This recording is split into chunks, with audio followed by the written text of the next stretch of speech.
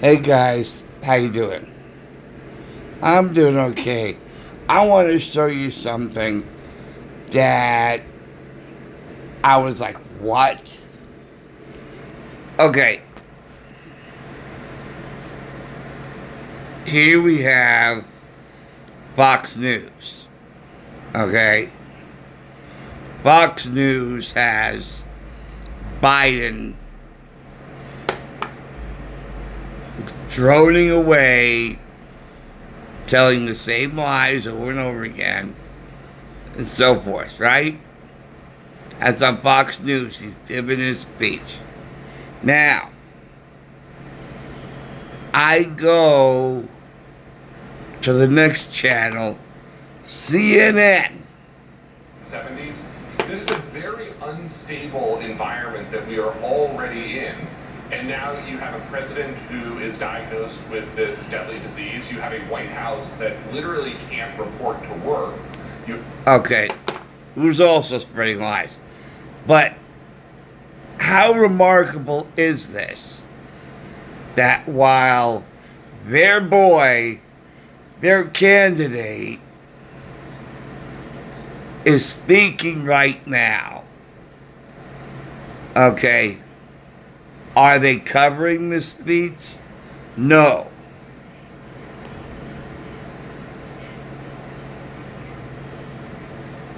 They're talking about Trump.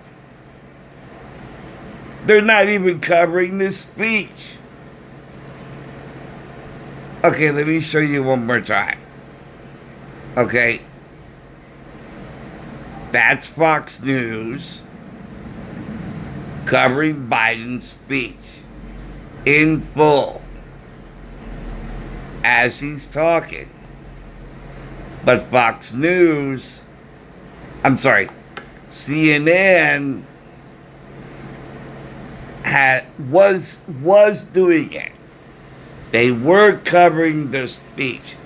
Then they cut away from the speech that their boy, their candidate, was talking and talking about other things. Oh, this is priceless. Pre 9/11 moment with white supremacist, white nationalist groups. And now, even actually just this week, DHS has put out a homeland threat assessment that ranks white supremacy, white nationalist militias as the top national terror threat. Oh, quiet. You're just as bad. But isn't this crazy? This is absolutely crazy that while Biden's talking on Fox News, that CNN, now I'm showing you, okay, now watch. I am changing channels live. You see in the corner there? Channel 14. Now I go to the next channel. Channel 15, that's CNN.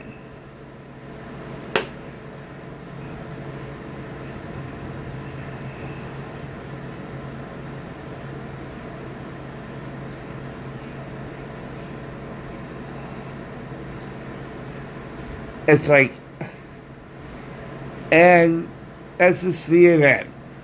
And you go back to, I mean, Fox News interrupted, the news broadcast to cover the speech by Biden. No commercials, no nothing. This is,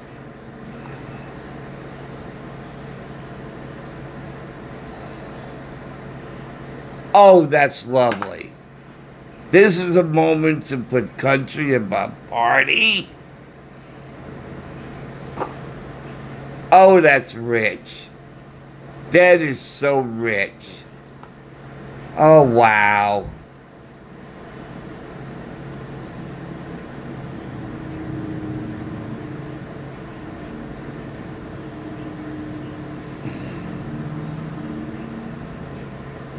I'm sorry. I could not listen to this man. everything he's talking about is plagiarized. Thank goodness. Okay, now the talk is over. Thank God.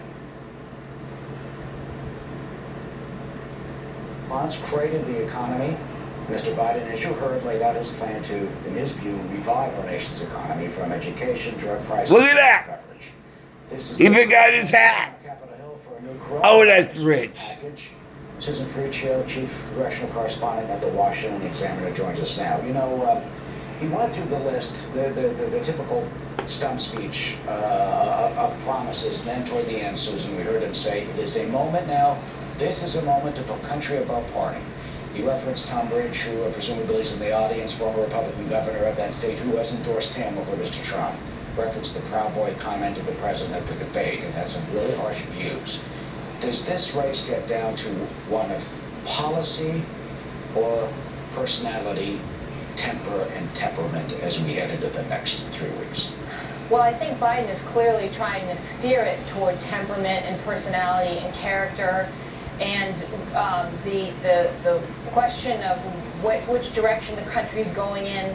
That's clearly what he's trying to hit on during his speeches, but he's going to have a hard time doing that because I think the Trump administration has been somewhat effective at pointing voters at what his policies are going to be. You heard that a little bit today in Erie when Biden talked about fracking. You heard him say repeatedly, "I'm not going to ban fracking." Pennsylvania, this is a big issue. Energy policy is a huge issue for Pennsylvania voters. And Biden has been a little bit ambiguous about how he feels about fracking, as has Kamala Harris, his vice presidential running mate. And he tried to steer that question away by saying he's not going to ban fracking, even though in the past he's made reference to ending fracking and ending fossil fuel use after a number of decades. So that it's going to be a battle between what Biden's policy is and how much energy he can get voters to devote to thinking about whether this is about personality with the president. And I think that's why you heard him touch on that Proud Boy comment at the end and about why we should put country over politics at this point. In other words, trying to say that he is really the best person of best character to be elected. He talked about Tom Ridge endorsing him. He's got other Republican endorsements as well over President Trump.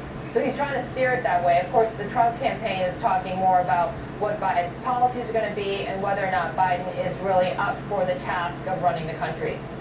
Yeah, I mean, Biden says the same thing about the president, saying he's not up to the task, you know, of running.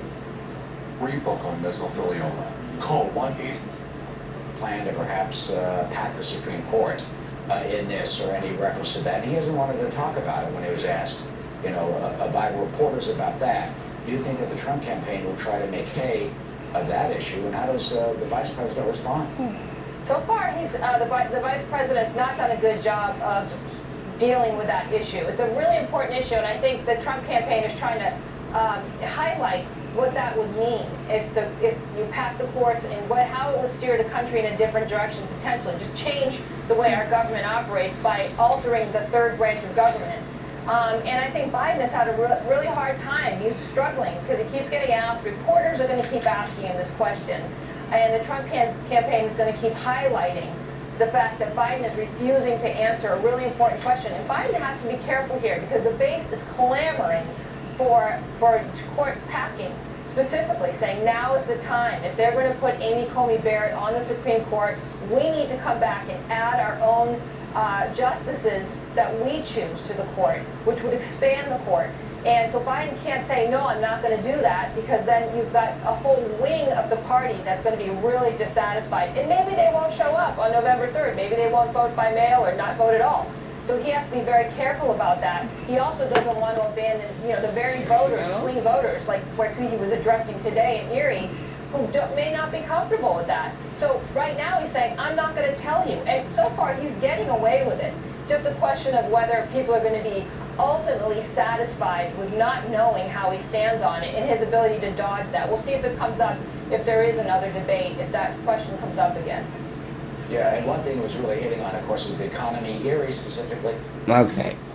Anyway, I just wanted to point that out.